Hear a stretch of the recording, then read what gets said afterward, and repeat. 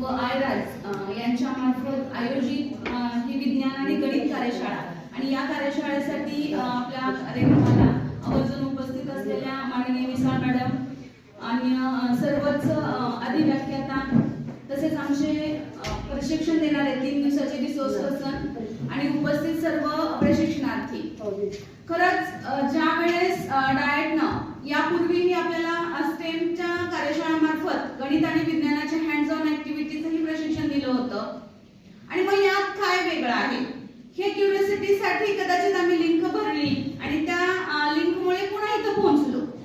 IISER Pune, stem activities आणि आयराइज हे सर्व काही एकत्रितरित्या कार्यरत असलेल्या संस्था आहेत ज्यामध्ये आम्हा शिक्षकांना, आमच्या विद्यार्थ्यांना छोट्या छोट्या विज्ञानाच्या प्रयोगातून म्हणजेच काही हँड्स ऑन ऍक्टिव्हिटी असू द्या किंवा छोट्या प्रयोगातून विज्ञान हे कसं विद्यार्थ्यांना शिकवता येईल यासाठी कार्यरत असते.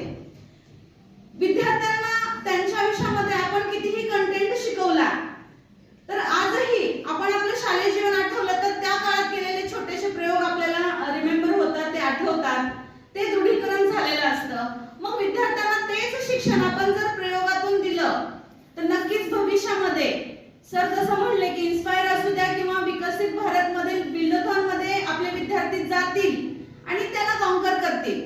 आणि याचसाठी ही आयराइजची कार्यशाळा नक्कीच आम्हाला उपयुक्त ठरलेली आहे. आणि याच प्रशिक्षणासाठी मी काही छोटीशी माझी काव्य इथं प्रस्तुत करते. We completed our training successfully and we promise to implement it hopefully. Physics, chemistry, maths and biology we learned practically. Physics, chemistry, maths and biology we learned practically. Patil sir, Gaikwad sir and English sir taught us logically. Hypsometer, electrical circuits, mixtures we separated easily. We are going to install the idea box in our schools eventually.